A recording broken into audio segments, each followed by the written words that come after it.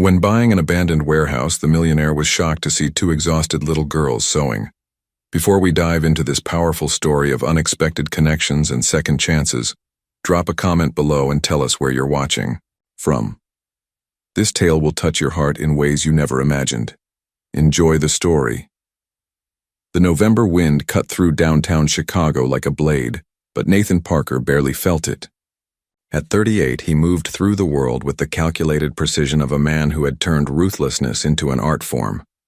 His charcoal wool coat, tailored to perfection, billowed behind him as he approached the old textile warehouse that would soon become his greatest triumph. "Another ghost made profitable," he muttered, pulling out his phone to review the final purchase documents. The building had sat empty for 5 years, a monument to a dying industry. But Nathan saw opportunity where others saw decay. The iron keys felt cold in his hands as he unlocked the heavy door. Inside, dust motes danced in shafts of late afternoon sunlight streaming through grimy windows. Nathan's footsteps echoed through the vast space as he mentally calculated square footage and profit margins. Then he heard it, a soft, rhythmic sound coming from below. Frowning, Nathan followed the sound to a door he hadn't noticed before. The basement stairs creaked under his weight as he descended into shadows. What he found stopped him cold. Two young girls sat at ancient sewing machines, their small hands moving with surprising skill across fabric. The older one, maybe 9 years old, had dark hair pulled back in a practical ponytail and eyes the color of storm clouds. The younger one, perhaps 6, hummed softly as she worked. "What the hell are you doing here?" Nathan's voice cut through the basement like thunder. The older girl looked up without flinching, those storm-gray eyes meeting his with startling defiance. "We're working," she said simply. "We found a way in through the back.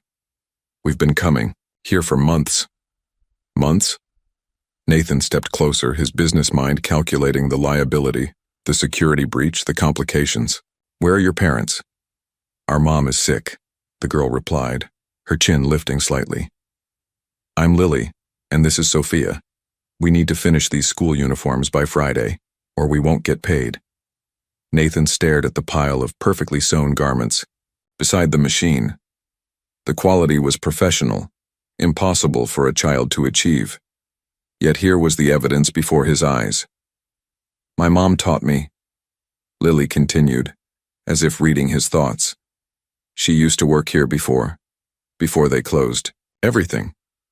Something in her voice, something in those familiar gray-green eyes sent an unexpected chill down Nathan's spine. For a moment he saw himself at 8 years old, serious beyond his years, carrying responsibilities no child should bear. But sentiment was a luxury Nathan Parker had abandoned long ago. Nathan pulled 2 crisp $50 bills from his wallet, the sound sharp in the musty basement air. "Take this and don't come back. I'm having my assistant seal whatever entrance you've been using." Lily stared at the money but didn't reach for it. "We can't just leave. We have a contract." "A contract?" Nathan almost laughed. "Your children don't have contracts." "Mrs. Henderson at Lincoln Elementary does," Lily said firmly.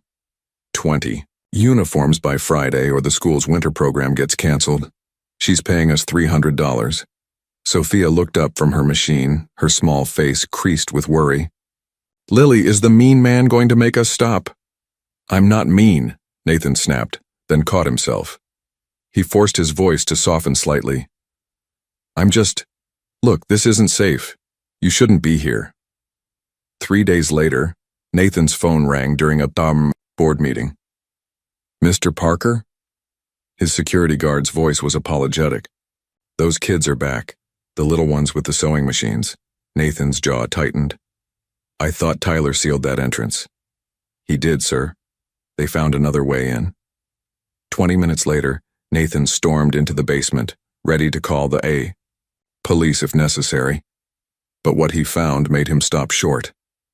The girls had organized their workspace with military precision. Neat piles of finished uniforms sat beside carefully measured fabric. The quality was extraordinary. Professional seams, perfect buttonholes, attention to detail that would put most adult seamstresses to shame. "You sealed our door," Lily said without looking up from her work. "So we found the loading dock window. You can't keep us out. Watch me, Nathan said coldly. Lily finally stopped sewing and stood, all 4 feet of her radiating determination. You don't understand. My mom needs medicine, real medicine, not the free clinic stuff that doesn't work. If we don't finish this job, she doesn't get better. That's not my problem. Maybe not, Lily said, those storm gray eyes blazing. But this is our place too. My mom worked here for 8 years before you rich people decided it wasn't profitable anymore. The words hit Nathan like a physical blow. He studied Lily's face more carefully, the determined set of her jaw, the way she held her head when challenged, the unusual color of her eyes that seemed to shift between gray and green depending on the light. Eyes exactly like the ones that stared back at him from the mirror every morning. What's your mother's name? The question came out rougher than he intended. Elaine Foster, Lily replied, her defiance wavering slightly at his tone. Why? Nathan's world tilted. The name echoed in a corner of his memory he'd deliberately sealed shut. A time when he was focused only on climbing the corporate ladder, when people were merely stepping stones to success. The name Elaine Foster haunted Nathan for 2 sleepless nights. On Thursday afternoon, curiosity overrode his better judgment. He followed the girls at a careful distance, his black Mercedes creeping through the narrow streets of a neighborhood he'd forgotten existed. Sycamore Street was a world away from Nathan's glass tower penthouse. Small houses with postage stamp yards lined the cracked sidewalks, each one telling a story of working-class pride despite fading paint and patched roofs. The girls disappeared into a pale yellow house with white shutters that had seen better. Hers and Nathan parked across the street, studying the modest home. A small garden bloomed defiantly in the front yard, and children's chalk drawings decorated the front steps. It looked, lived in, loved. You're not very good at surveillance, are you? Nathan spun around to find an elderly woman approaching his car. She had perfectly coiffed silver hair and sharp eyes that missed nothing. Her smile was friendly, but something predatory lurked beneath it. I'm Martha Wilson, she said, extending a manicured hand through his open window. I live right there. She pointed to an immaculate house with a pristine lawn. And you're wondering about the Foster girls, aren't you?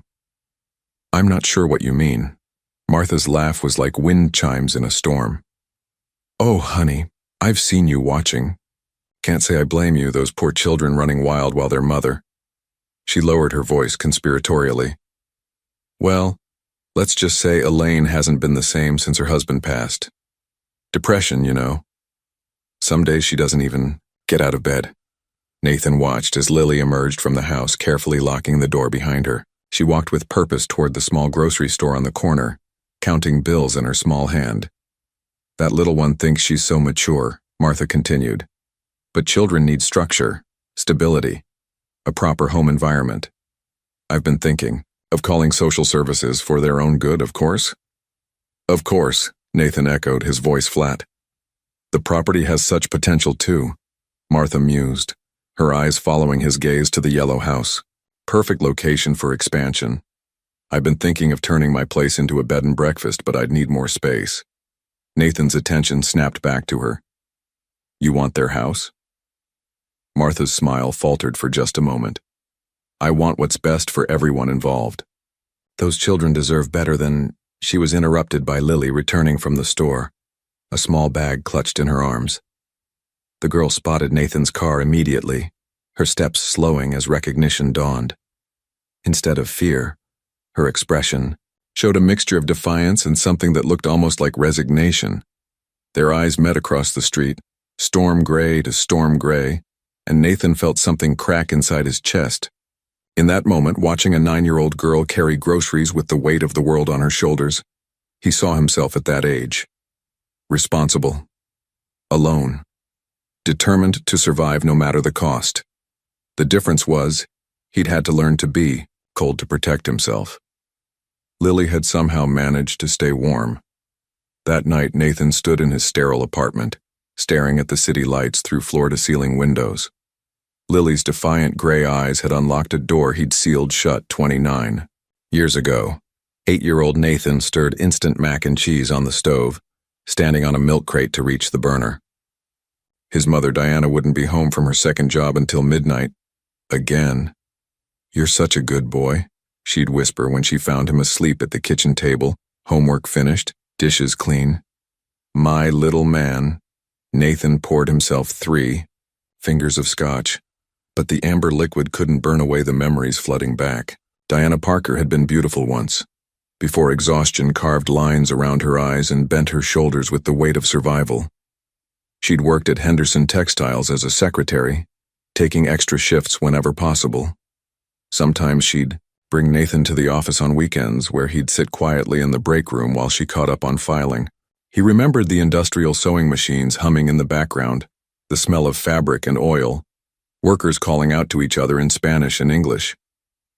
One of those workers had been kind to him, a young woman with gentle hands who'd shown him how thread became clothing.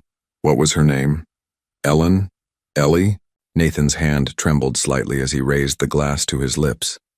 Elaine. The memory crystallized with painful clarity.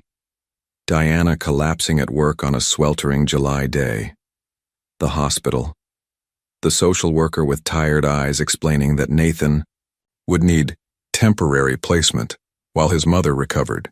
2 weeks in the Hartwell group home. 2 weeks of sleeping in a room with 5 other boys, of following rules that made no sense, of being just another case number. 2 weeks of promising himself he'd never be that helpless again. Nathan had kept that promise. He'd built walls of success and ambition so high that nothing could touch him. But Diana had died of a heart attack during his sophomore year at Northwestern, working her 3rd job to help pay his tuition. "I'm doing this for you, baby," she'd said in their last phone call, "so you'll never have to struggle like I did." The irony wasn't lost on him now. He'd succeeded beyond her wildest dreams, becoming the very type of man who would have bought the textile factory where she worked and shut it down for profit. His phone buzzed with a text from his assistant. "DNA testing lab requires authorization for expedited processing. Confirm?" Nathan stared at the message. He'd submitted his own DNA sample and somehow acquired one of Lily's, a strand of hair from the sewing machine. He told himself it was just business due diligence, but his hands shook as he typed his response. Confirm. Outside his window, Chicago slept, but Nathan remained awake, haunted by the ghost of a little boy who'd once promised his dying mother that he'd never forget where he came from. He'd broken that promise years ago. But maybe, just maybe, it wasn't too late to remember. For 3 weeks, Nathan found himself driving past Sycamore Street during his lunch breaks. He told himself it was market research, understanding the neighborhood before his next investment. But each time, his eyes sought the yellow house and the small figure of Lily hurrying between school, home, and errands. Martha Wilson was always watching too. Nathan noticed her peering through lace curtains, lingering by her mailbox when the girls passed and striking up conversations with other neighbors. Her movements were calculated, purposeful, like a spider spinning an invisible web. On a gray Tuesday morning, Nathan's suspicions were confirmed. He was parked 2 blocks away when he saw Martha emerge from her pristine house with a manila folder tucked under her arm. She walked directly to a government building downtown, the Department of Children and Family Services. That afternoon, Nathan intercepted her phone call to the county assessor's office. "Yes, I'm calling about the property at 247 Sycamore Street." Martha's voice was honey-sweet through his car's surveillance equipment. "I understand there may be some complications with the current residents. I'd be very interested in making an offer should the situation change." Nathan's blood turned to ice. Martha wasn't just a concerned neighbor. She was a predator circling wounded prey. The next day he confronted her directly. Martha was tending to her garden when Nathan approached, his 6-foot frame casting a long shadow across her perfect roses. "Lovely afternoon for making phone calls," he said quietly. Martha's pruning shears paused mid-cut. "I'm sorry?" "To social services, to the assessor's office. Should I go on?" Her mask slipped for just a moment, revealing calculating eyes. Then the grandmotherly smile returned. "I don't know what you're implying, but I'm simply concerned about those poor children.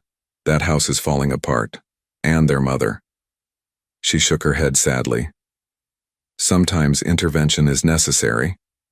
Intervention, Nathan repeated.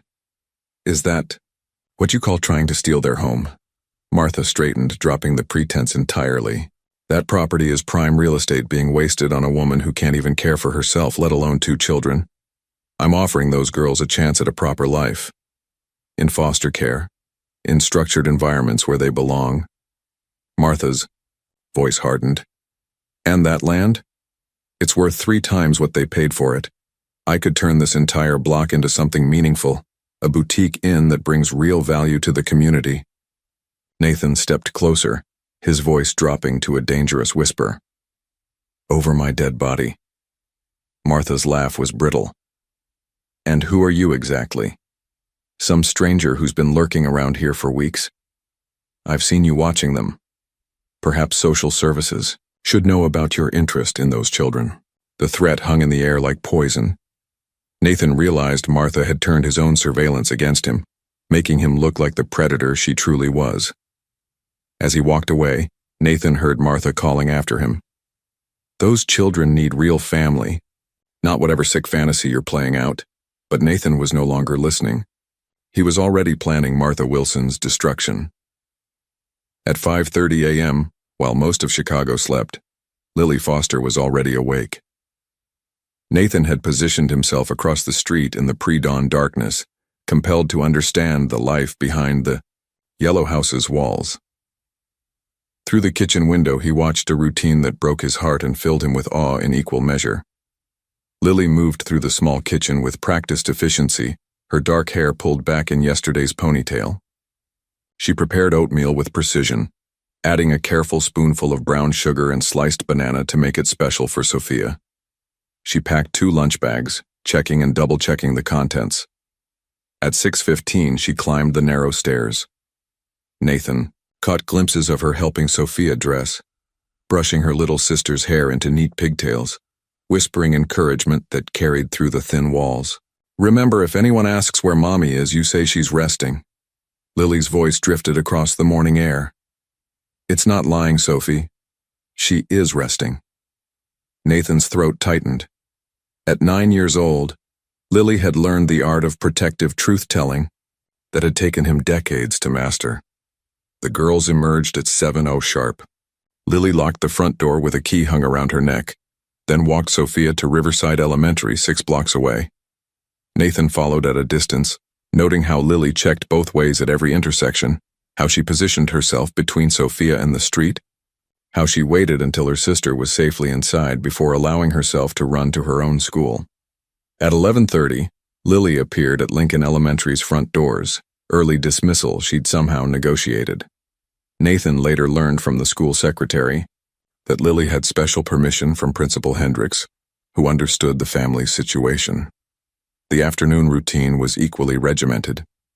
Lily collected Sophia, stopped at the corner market for bread and milk, counting coins twice before purchasing, then headed home to check on their mother. Nathan had caught only glimpses of Elaine Foster through windows, a thin woman who rarely left her bedroom, moving slowly when she did emerge. The illness had clearly ravaged what had once been a vibrant person. By 2:00 p.m., both girls were at the warehouse, working with intensity that belonged in corporate boardrooms, not elementary-aged hands. Lily's skill was extraordinary, her tiny fingers manipulating fabric with the expertise of a master craftsman. She guided Sophia through simpler tasks, teaching with patience Nathan had never possessed even as an adult. Stitch twice, check once, Lily instructed, repeating what must have been her mother's words. The thread tells you where it wants to go. Feel it, don't force it. At 5:00, they delivered finished uniforms to various locations around the city, Lily carrying a worn notebook with addresses and payment schedules. Nathan watched her collect money, make change, and update her careful records, a miniature businesswoman operating with integrity that put most adults to shame.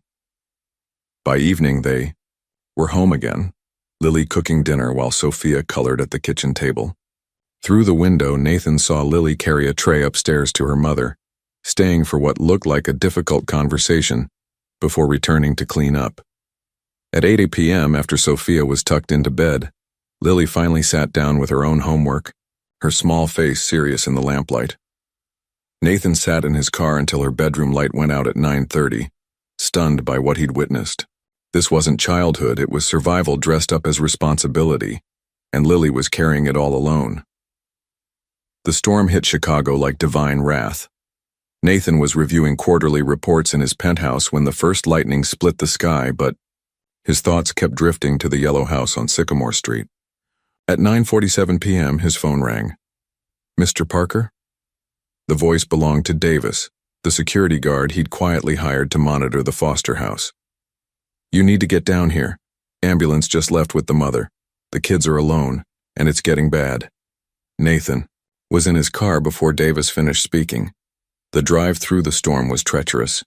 Tree branches littered the streets and the wind howled like something alive and angry. When Nathan reached Sycamore Street, he found chaos. Power lines were down, emergency vehicles blocked the road, and the Foster house sat dark against the storm-torn sky. He found the front door unlocked and stepped into a nightmare. Water poured through multiple ceiling leaks, pooling on the hardwood floors. In the living room, Lily knelt beside Sophia, who was burning with fever and crying softly. Both girls were soaked and shivering. "Lily?" Nathan called out. She looked up, her face streaked with tears and exhaustion. For the first time since he'd met her, Lily Foster looked like what she truly was, a frightened 9-year-old child. "They took Mom to the hospital," she whispered. "I don't know which one. Sophia's sick and the roof is leaking everywhere." Nathan knelt beside them, his expensive suit instantly soaked by the flooding floor. Sophia's fever was dangerously high.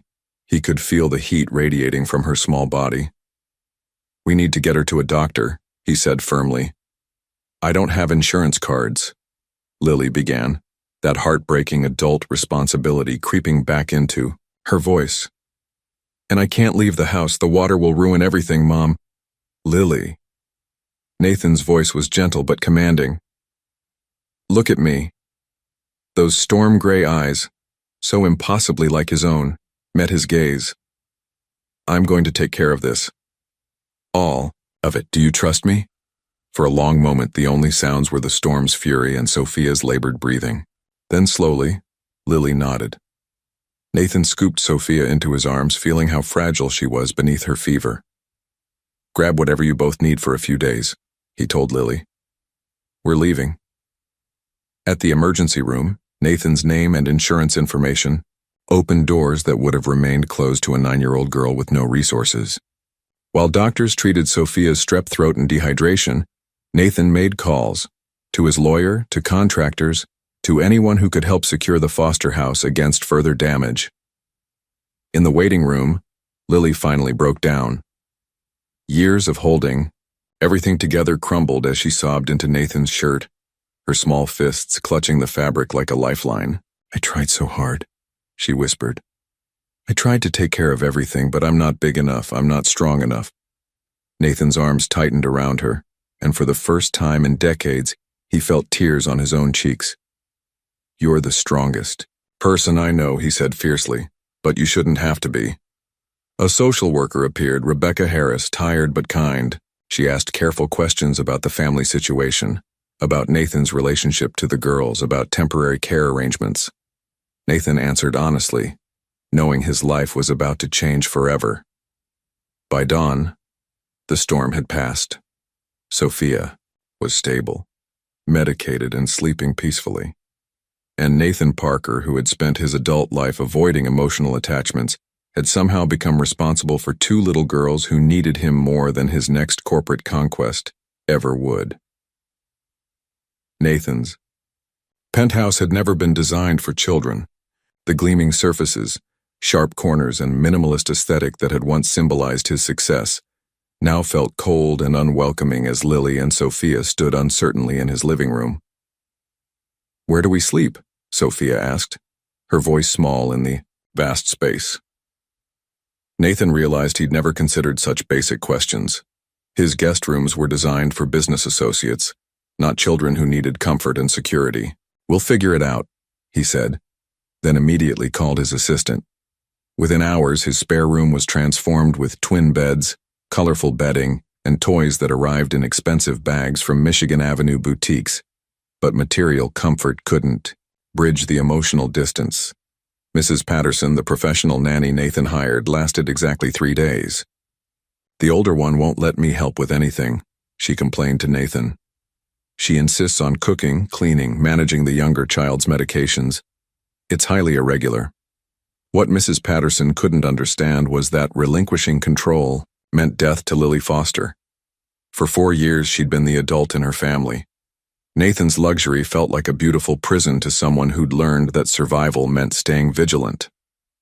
On the 4th morning, Nathan found Lily in his kitchen at 5:30 a.m. making breakfast with the same precision she'd used in her own home. She'd pushed a chair against the counter to reach the stove, her small frame dwarfed by the commercial-grade appliances. "You don't have to do this," Nathan said quietly. "Yes, I do." Lily didn't look up from the eggs she was scrambling. "Sophia needs routine. She needs to know someone's taking care of things. I can take care of things." Lily's hands stilled. When she finally looked at him, her expression was older than her 9 years. "Can you? Because people always say that, but then they leave or they get sick or they—" Her voice cracked. "They die." Nathan understood then. Lily wasn't just afraid of losing control. She was terrified of trusting someone who might disappear. That afternoon, he made a decision that surprised even him. He cleared out his home office, moving his desk and files to his corporate headquarters. In their place, he installed 2 sewing machines, one professional grade for Lily, one smaller for Sophia. "You can't just stop working," he told Lily when she protested. "It's who you are, but maybe you could work here, where it's safe." For the first time since the storm, Lily smiled. The transformation was remarkable. Within a week, his sterile office had become a workshop filled with fabric, thread, and the gentle hum of sewing machines. Sophia's artwork covered one wall, bright drawings of flowers and butterflies that brought life to the space. Nathan found himself staying home more, drawn by sounds he'd never heard in his apartment before. Lily teaching Sophia to hem a simple pillowcase, both girls giggling over some private joke, the soft rhythm of their breathing as they slept. One evening, he watched from the doorway as Lily showed Sophia how to guide fabric through the machine. Her hands moved with the same gentle precision he remembered from his childhood, when his mother had tried to teach him basic mending. "Feel the thread?" Lily whispered, using the exact words Nathan had heard in his own memories. "Let it tell you where it wants to go." The realization hit him like lightning. Lily wasn't just skilled at sewing, she was carrying forward a tradition, preserving something beautiful in a world that had tried to break her family apart. And watching her teach Sophia with such patience and love, Nathan finally understood what his mother had really been trying to give him all those years ago. Not just survival skills, but the knowledge that even in the darkest times, human hands could create something beautiful. Rebecca Harris arrived at Nathan's penthouse on a gray Monday morning, her briefcase heavy with files, and her expression carefully neutral. The formal investigation had begun. "This is quite a change from Sycamore Street," she observed, taking in the floor-to-ceiling windows and marble surfaces. "How are the girls adjusting?" Nathan led her to the converted workshop, where Lily was helping Sophia with a simple embroidery project. The scene looked peaceful, domestic even, but Nathan could see the tension in Lily's shoulders. "They're adapting," he said carefully. Rebecca spent 3 hours interviewing each girl separately, then neighbors from Sycamore Street. Nathan's private investigator had already warned him about Martha Wilson's statements, a carefully crafted narrative painting Elaine as neglectful, and Nathan as a suspicious stranger with unclear motives. "Mrs. Wilson seems very concerned about the children's welfare," Rebecca noted during their private conversation. "She's provided quite detailed observations about the families, challenges." "Martha Wilson wants their house," Nathan said bluntly. "She's using these children as pawns in a real estate scheme." Rebecca's pen paused over her notepad. "That's a serious accusation, Mr. Parker. Do you have evidence?" Nathan handed her a folder. Phone records, property assessments, witness statements, from other neighbors who'd noticed Martha's increasing interest in the Foster property. She's been planning this for months. The girl's situation is just her opportunity. Meanwhile, Nathan's own investigation had uncovered what he'd been dreading and hoping for in equal measure. The employment records from Henderson Textiles showed Elaine Foster and Nathan Parker working there simultaneously 12 years ago. Elaine had left abruptly after 3 months, around the time Nathan was promoted and transferred to the company's downtown office. The photos were damning in there. Clarity, company Christmas party, 2012.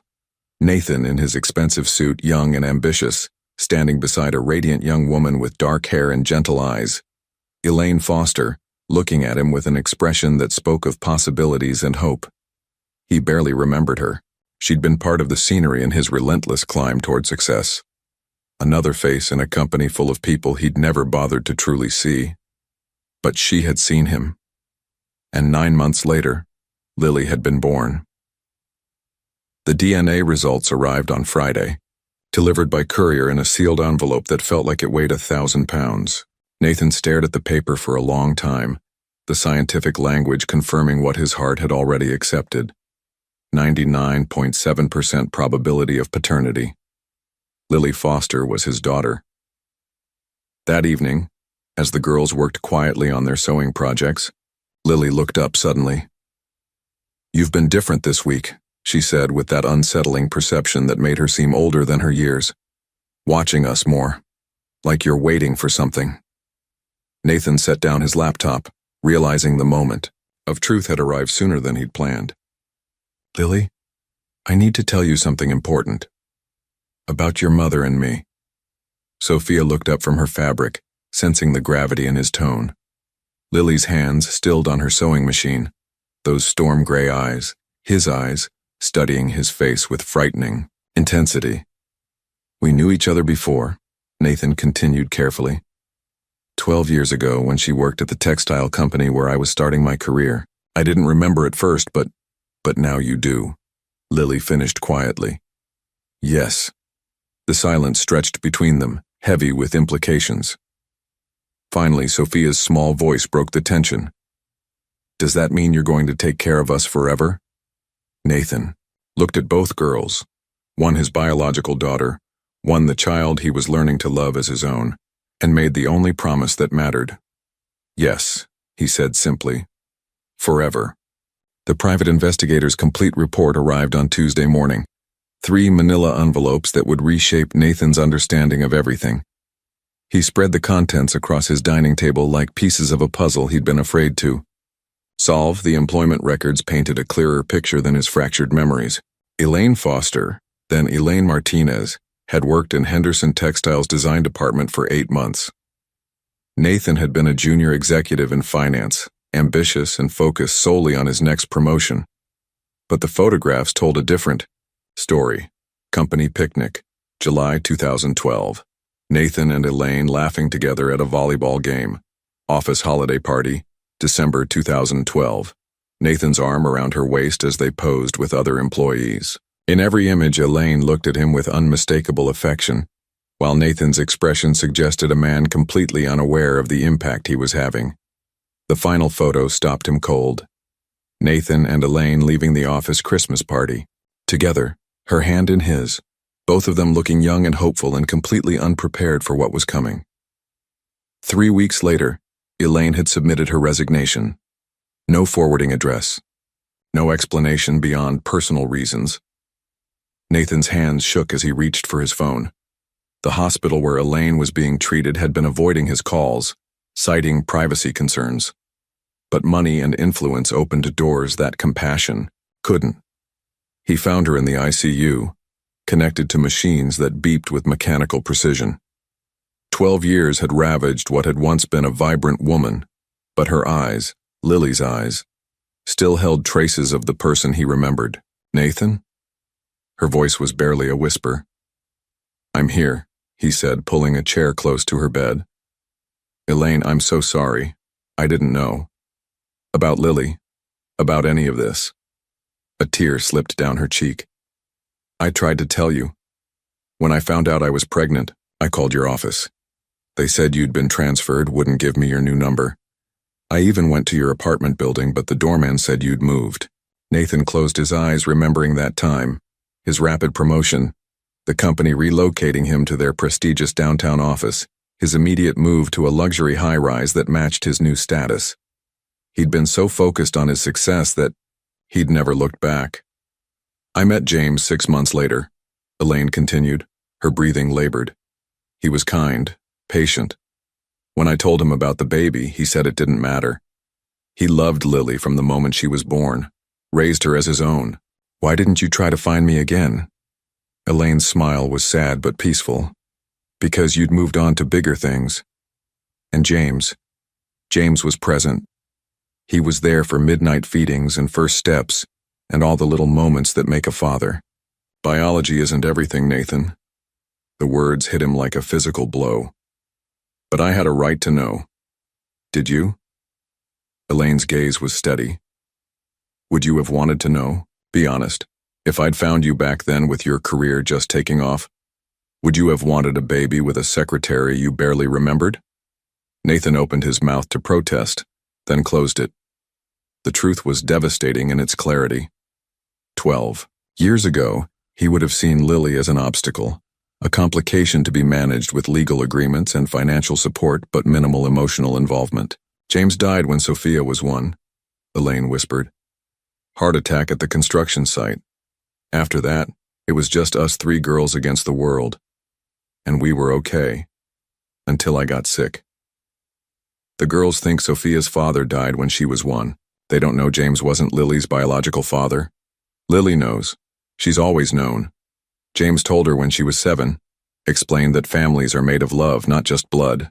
But Sophia, she was too young when James died.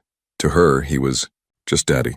Nathan absorbed this, understanding finally why Lily had seemed so suspicious of his motives, so protective of Sophia. She'd been guarding more than just her sister's physical well-being. She'd been protecting Sophia's memory of the only father she'd ever known. What do you want me to do? Nathan asked finally. Elaine's hand found his, surprisingly strong despite her condition. Take care of them both. Promise me they'll stay together. Lily's been Sophia's mother as much as her sister. Don't let anyone separate them. I promise. And Nathan? Her eyes were closing, exhaustion overwhelming her fragile system. Don't try to replace James in their memories. Add to their family. Don't rewrite it. Nathan returned to his penthouse, with Elaine's words echoing in his mind. He found the girls in their workshop, but the usual hum of productivity was absent. Lily sat motionless at her sewing machine, staring at fabric she hadn't touched. Sophia was curled in the corner with a picture book, but her eyes weren't following the words. They knew. Somehow, they knew their mother was dying. We need to talk, Nathan said gently, settling into the chair he'd placed in their workspace weeks ago. Lily's head snapped up, those familiar gray-green eyes sharp with suspicion. You went to see her, didn't you? The hospital called asking about insurance. Yes. What? Did she tell you? Lily's voice was carefully controlled, but Nathan could hear the fear underneath. Nathan chose his words carefully, remembering Elaine's guidance about not rewriting their family history. She told me about James, about how much he loved you. Both. About how he was your real father in every way that mattered. Sophia looked up from her book, confusion creasing her small features. James was my daddy, but he's in heaven now. That's right, Nathan said softly. And he always will be your daddy. Nothing can change that. Lily's shoulders relaxed slightly, but her eyes remained wary. Then why are you here? Why do you care what happens to us? The question Nathan had been dreading had finally come. He looked at Lily, his daughter who'd never known him, who'd been raised by another man's love and sacrifice, and tried to find words for a truth too complex for a 9-year-old to fully understand. Because a long time ago, before you were born, your mother and I knew each other. We worked together, and for a while we cared about each other. But I was young and selfish and focused only on my career. I left without knowing she was going to have you. Lily's eyes narrowed. So you're my biological father. The clinical way she said it broke Nathan's heart. Yes, but that doesn't make me your dad. James was your dad. I'm just someone who wants to take care of you and Sophia now. Because you feel guilty, Lily said, her voice flat. Because I care about you both, Nathan corrected. And because your mother asked me to promise that you'd stay together no matter what. Before Lily could respond, Nathan's phone rang. The hospital. He answered immediately, his blood turning cold as he listened to the voice on the other end. We need to come now, he said quietly, ending the call. The drive to the hospital was silent except for Sophia's quiet sniffles. Nathan had explained as gently as possible that Mommy was very sick and wanted to say goodbye. Lily sat rigidly in the passenger seat, her hands clenched in her lap. They arrived to find Elaine barely conscious, her breathing shallow and labored. But when she saw the girls, her eyes brightened with fierce love. My beautiful babies, she whispered, reaching out with trembling hands. Sophia climbed carefully onto the bed, nestling against her mother's side. Lily remained standing, her face a mask of controlled emotion. I need you to be brave, Elaine told them both.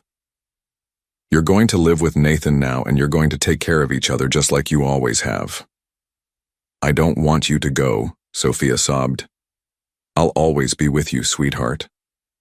Every time you sew something beautiful, every time you help someone who needs it, every time you're kind when it would be easier to be mean, I'll be right there. Elaine's gaze found Nathan over the girls' heads. Promise me again, she mouthed, silently. I promise, he whispered back. As dawn broke over Chicago, Elaine Foster slipped away peacefully, surrounded by the three people who would carry her legacy forward, and in that moment, Nathan understood that becoming a father had nothing to do with biology and everything to do with the promises you're willing to keep when love asks everything of you. The morning after Elaine's funeral, Nathan found himself standing in the yellow house on Sycamore Street for the first time since the storm. The repairs had been completed, roof fixed, floors restored, walls repainted. But the house felt hollow without Elaine's gentle presence. The girls moved through their childhood home like ghosts, touching familiar objects with reverent fingers. Sophia clutched a worn stuffed rabbit that had been her mother's parting gift. Lily methodically packed their belongings, her movements mechanical and precise. We don't have to decide everything today, Nathan said quietly, watching Lily fold clothes with the same careful attention she gave her sewing. Yes, we do, Lily replied without looking up. If we don't take everything now, Martha Wilson will claim we abandoned it. She's been watching the house every day since Mom died. As if summoned by her name, Martha appeared at the front door. Nathan had been expecting this confrontation. I heard about Elaine, Martha said, her voice dripping with false sympathy. Such a tragedy. These poor children will need stability now, proper guidance. They have it, Nathan said firmly, stepping between Martha and the girls. Martha's eyes glittered with calculation. Do they? From a stranger who's been in their lives for what, 2 months? The state might have different ideas about what's in their best interest. I'm their legal guardian, Nathan lied smoothly. The paperwork was still processing, but Martha didn't need to know that. How convenient, Martha smiled coldly. I suppose having money makes all sorts of impossible things possible, but children need more than financial resources, Mr. Parker. They need roots, community, people who've known them their whole lives. People like you? Nathan's voice was dangerously quiet. I've been their neighbor for 5 years. I know their routines, their needs. When social services reviews this arrangement, and they will, I'll be sure to share my observations. Before Nathan could respond, Lily appeared at his side, carrying a small wooden box that had belonged to her mother. Mrs. Wilson, Lily said, with startling composure. Mom made me promise something before she died. She made me promise to never let anyone separate me and Sophia. Nathan promised the same thing. Did you ever promise my mom anything? Martha's face flushed. Well, that's not the point, dear. Adult decisions require adult wisdom. Mom also told me about your phone calls, Lily continued, her voice growing stronger. To the county assessor. About buying our house for your bed and breakfast. She knew you were waiting for us to leave. The accusation hung in the air like smoke. Martha's mask of concern finally slipped completely. This property is wasted on sentiment, she snapped. That house could serve the entire community as part of a larger development. Your children, you don't understand economic opportunity or community growth. We understand love, Sophia said unexpectedly, stepping out from behind Nathan. And you don't love us. You love our house. Nathan felt a surge of fierce pride. These girls had survived loss, poverty, and manipulation, yet they could still recognize the difference between genuine care and calculated greed. That afternoon, while the girls sorted through their mother's sewing supplies, Nathan made a decision that surprised even him. He called his attorney and his real estate agent, setting in motion a plan that would protect the girls' future and honor their past. 3 hours later, he gathered Lily and Sophia in their mother's sewing room. I want to tell you what I've decided about this house, he began. First, I'm buying it from your mother's estate so Martha Wilson can never touch it. Second, we're going to keep it exactly as it is, for whenever you want to visit or remember. And third, he paused, watching their faces carefully. Third, I'm going to convert the old textile warehouse where we first met into something special. A community center where mothers like yours can learn skills, earn money, and take care of their children at the same time. We'll call it the Elaine Foster Center. Lily's eyes filled with tears for the first time since her mother's death. She would have loved that, she whispered. The center will need teachers, Nathan continued. People who understand both the technical skills and the heart behind the work. I was hoping you might consider helping when you're older. For the first time in weeks, Lily smiled. I'd like that. Mom always said the best way to honor someone's memory is to help other people the way they helped you. As the sun set over Sycamore Street, Nathan sat on the front porch with both girls, watching the neighborhood come alive with evening routines. Martha Wilson's house remained dark and silent, the for sale sign in her yard evidence of her defeated retreat. Babe, we going to be okay? Sophia asked, leaning against Nathan's arm. Nathan looked at both girls, his daughter by blood, his daughter by choice, and felt a peace he'd never known in all his years of corporate success. Yes, he said simply. We're going to be more than, okay, we're going to be a family.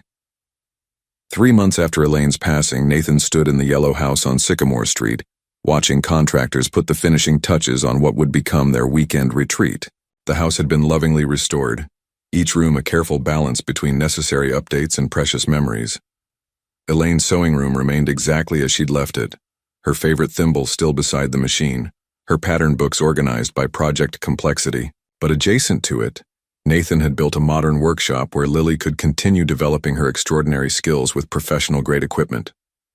The kitchen island looks perfect, Rebecca Harris observed, reviewing her final report. The social worker had become an unexpected ally after witnessing Nathan's genuine commitment to the girls' well-being. The girls seemed to have adjusted remarkably well to their new circumstances. Through the window, they watched Lily teaching Sophia how to operate a computerized embroidery machine, both girls laughing as colorful thread created intricate patterns on fabric. The transformation in both children was remarkable.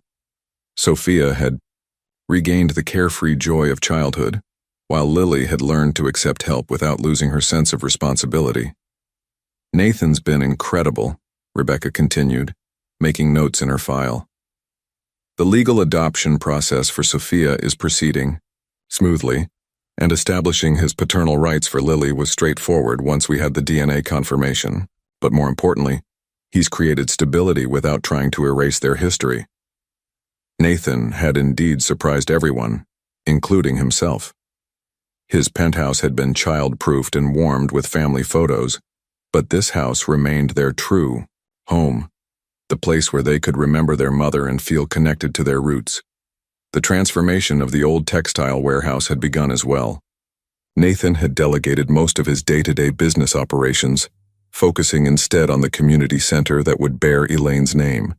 The space would house modern sewing equipment, childcare facilities, and classrooms where single mothers could learn marketable skills while their children played safely nearby. Mr. Parker? A young woman appeared in the doorway, Maria Santos, one of 10 single mothers Nathan had already hired for the center's inaugural class. Lily wanted to show you something. They found Lily in the workshop, proudly displaying a quilt square she'd been working on for weeks.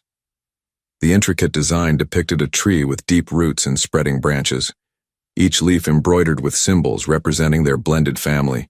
Nathan's corporate logo transformed into something warm and personal: Elaine's sewing scissors, James's construction tools, Sophia's paintbrushes.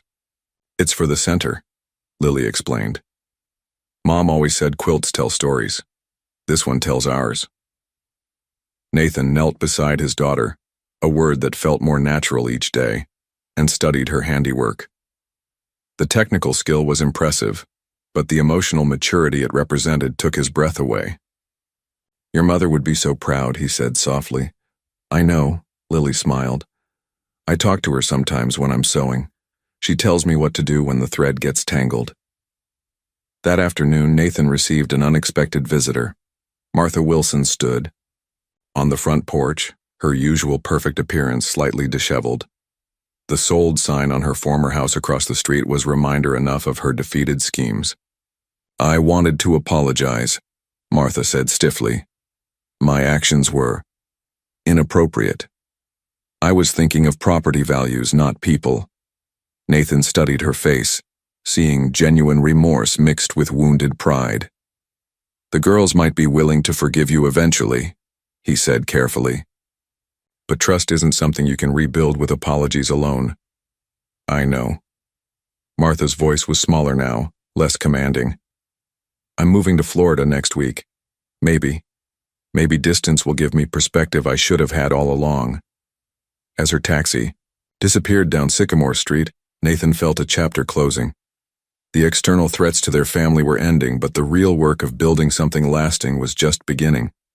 That evening, the three of them sat on the front porch, watching fireflies dance in the gathering dusk. Sophia was nearly asleep in Nathan's lap, while Lily worked on a simple hand-sewing project.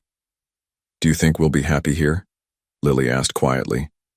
Nathan looked at the house that had sheltered so much love and loss, then at the two girls who had taught him that family wasn't about perfection.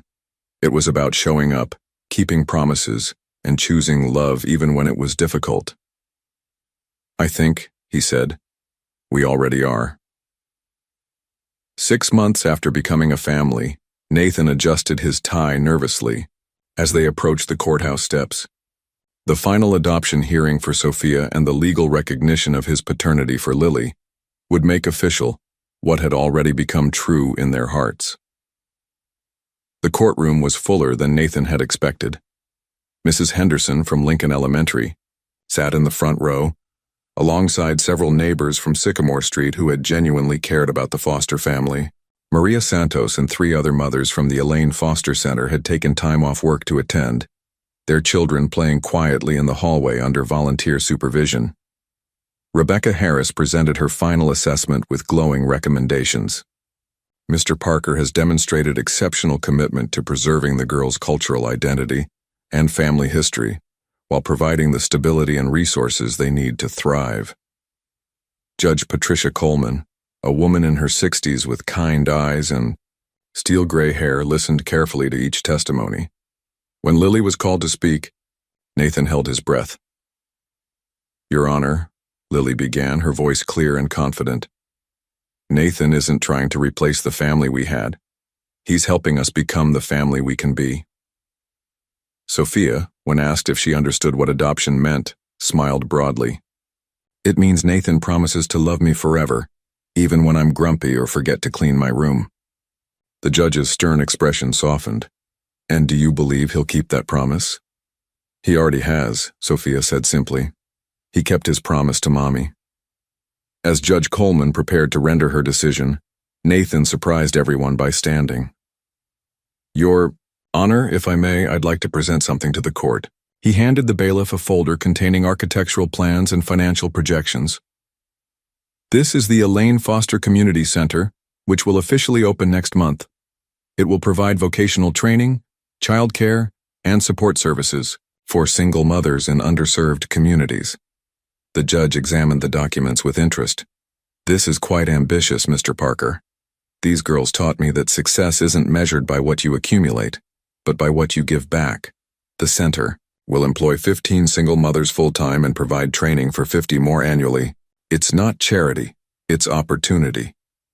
Judge Coleman's approval was unanimous and enthusiastic. As the gavel fell, declaring the adoptions finalized, the courtroom erupted in applause. Nathan found himself surrounded by hugs from two little girls, who were now legally, officially, and forever his daughters. The celebration dinner at their favorite restaurant was intimate but joyful. Lily presented Nathan with a gift she'd been working on in secret, a necktie she'd sewn herself using fabric from 3 sources, a piece of Elaine's favorite dress, a scrap from James's work shirt that Elaine had saved, and new material in Nathan's, corporate colors. It's our family tree, Lily explained, pointing to the subtle pattern woven throughout. Past, present, and future, all connected. Nathan's eyes filled with tears as he loosened his expensive silk tie and replaced it with Lily's creation. It's perfect, he said, his voice thick with emotion. I'll wear it to every important business meeting. Even the scary ones with mean investors? Sophia asked. Especially those, Nathan laughed. It'll remind me what's really important. As, they walked home through the evening streets of Chicago, Nathan reflected on the journey that had brought them together. A year ago, he'd been a man who measured worth in quarterly profits and market dominance. Now he understood that true wealth came in the form of bedtime stories, homework help, and the privilege of watching 2 remarkable children grow into the people they were meant to become. Nathan, Lily's voice interrupted his thoughts. Thank you for keeping your promises, all of them. Nathan squeezed her hand gently. Thank you for teaching me what promises are worth keeping. At home, as Nathan tucked Sophia into bed, she asked her nightly question, Will you tell Mommy we had a good day? I will, Nathan promised, a ritual they'd developed after Elaine's death. What should I tell her? Tell her we're still a family, just a bigger one now. Later, as Nathan checked on Lily, he found her at her sewing machine working on what looked like baby clothes. New project? He asked. Lily smiled mysteriously. Maria's expecting another baby. She's afraid she won't be able to keep working at the center. I thought maybe we could start a daycare program too.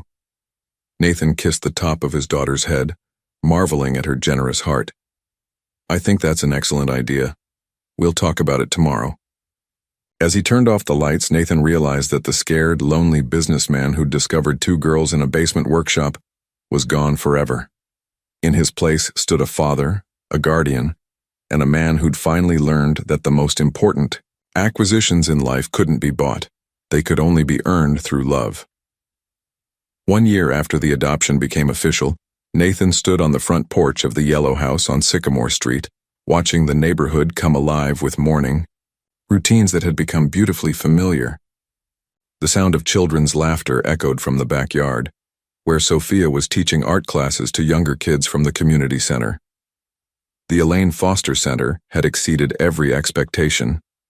What began as a dream to honor one woman's memory had blossomed into a thriving hub that employed 23 single mothers and provided services to over 100 families.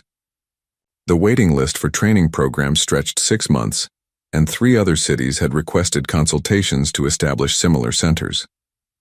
The morning shift is here, Lily announced, appearing at Nathan's side with 2 cups of coffee, a ritual they'd developed over the past year. At 11 years old, she moved through the world with the same purposeful grace that had first captured Nathan's attention, but now it was tempered with the joy of a child who knew she was loved unconditionally. They walked together to the community center, housed in the same warehouse where their story had begun. The transformation was remarkable. The cold industrial space had become warm and welcoming, filled with natural light from new skylights and the gentle hum of productive activity. "Good morning, Mr. Parker," called out Sarah Chen, one of the center's first graduates who now manage the childcare program. "Lily, the new embroidery class is asking for you again." Lily had become something of a legend among the center's participants. Every Saturday, she taught basic sewing skills to anyone who wanted to learn, from 5-year-olds creating simple projects to grandmothers perfecting techniques they'd forgotten. Her patience and skill had earned her the unofficial title of Little Professor, though she preferred simply being called Lily. Nathan made his way to his office, a modest space overlooking the main workshop floor where he could observe the daily miracle of transformation taking place. Women who had arrived desperate and broken were now creating beautiful things with their hands while their children played safely nearby. The business model was sustainable, the social impact measurable, and the emotional rewards immeasurable. "Daddy?" Sophia's voice came from the doorway. The word still sent a warm jolt through Nathan's heart, even after hearing it hundreds of times. "Can you help me with something?" She held up a painting she'd been working on, a portrait of their family, that would be displayed in the center's gallery. The 4 figures were painted with the bold, honest strokes of childhood artistry. Elaine in a flowing dress, surrounded by golden light. James in his work clothes, his face kind and gentle. Nathan in a business suit but with a soft expression. And all 3 girls together, Lily and Sophia flanking their parents with hands joined in an unbreakable chain. "It's missing something," Sophia said, studying her work critically. Nathan looked at the painting, then at his daughter's thoughtful face.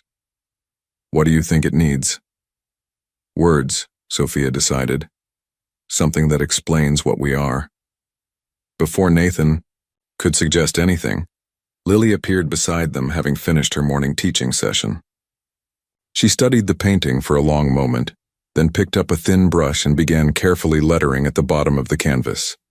"Forever Family," she wrote in elegant script. "Built by love, bound by choice, blessed by memory." That afternoon, they gathered in the center's main hall for the weekly community meeting. Nathan had instituted these sessions to ensure the center truly served its participants' needs, rather than imposing solutions from the outside. Today's agenda included expanding the daycare program, adding a small business development course, and planning the center's first annual scholarship program. As Nathan listened to the passionate discussions about improved working conditions, educational opportunities, and community support, he reflected on how completely his definition of success had changed. His business empire still thrived, but it now served a higher purpose, funding initiatives that created opportunity rather than simply profit. "Mr. Parker?" Maria Santos raised her hand. "I wanted to thank you publicly for something. My daughter, Elena, is starting high school next year with the highest math scores in her class. She says she wants to be an engineer like her mom learned to be here. That dream started in this room." The applause that followed wasn't for Nathan. It was for the community they'd all built together, where children could dream bigger than their circumstances and mothers could become the people they'd always been capable of being. That evening, as golden sunlight slanted through the windows of their Sycamore Street home, Nathan found his daughters in their mother's preserved sewing room. Lily was working on a complex quilting project while Sophia painted at a small easel Nathan had installed beside the window. "What are you making?" Nathan asked, settling into the comfortable chair he'd claimed as his own in this sacred space. "It's a memory quilt," Lily explained, showing him the intricate pattern she'd designed. "Each square represents someone important to our story. Look, there's a square for you finding us in the basement, one for Mom's hospital room, one for Martha Wilson moving away." "Even Martha gets a square?" Nathan asked, surprised. "Everyone gets a square," Lily said seriously. "Even the difficult people teach us something important. Martha taught us that family isn't about who's related to you. It's about who chooses to love you." Sophia looked up from her painting. "And she taught us that sometimes people do mean things because they're lonely, not because they're truly mean." Nathan marveled, not for the first time, at the wisdom these children possessed. They had taken every challenge, loss, poverty, uncertainty, and alchemized it into compassion and strength. As the sun set over their neighborhood, Nathan tucked both girls into their beds in the penthouse that had become truly comfortable only when it became truly theirs. The sterile showcase had been transformed into a home filled with art, laughter, and the beautiful chaos of family life. "Will you check on the center tomorrow?" Lily asked sleepily. "Every day," Nathan promised. "Will you tell Mom about the scholarship program?" Sophia whispered. "Every detail," Nathan assured her. Alone in his study, Nathan looked out at the Chicago skyline and thought about the man he'd been just 2 years ago, successful but empty, wealthy but poor in all the ways that truly mattered. That man had been looking for his next acquisition, his next victory over competitors who were really just other lost souls chasing the same hollow prizes. On his desk sat a framed photo from their first Christmas together, 3 faces glowing. With happiness beside a tree decorated with ornaments the girls had sewn themselves. Next to it lay the morning's mail, including a letter from a mayor in Detroit asking for help establishing a similar community center in his city. Nathan smiled, thinking of Elaine's words about the best way to honor someone's memory. The Elaine Foster model was spreading, creating ripples of hope in communities across the country. But more importantly, 3 people who might have been broken by circumstances beyond their control had instead chosen to heal themselves and others. Outside his window, the city hummed with the energy of 8 million people pursuing 8 million different versions of the American dream. But Nathan Parker had learned that the only dream worth chasing was the one you could share, the one that grew stronger when you gave it away. In the morning, there would be board meetings and business decisions, sewing classes and art projects, homework help and bedtime stories. There would be challenges and victories, ordinary moments and extraordinary ones. There would be family. And that, Nathan knew with absolute certainty, was worth more than everything he'd ever acquired in his previous life combined. The little girls, who had once worked alone in a cold basement, had taught a man who thought he had everything that he'd actually had nothing at all, until the day he learned to love.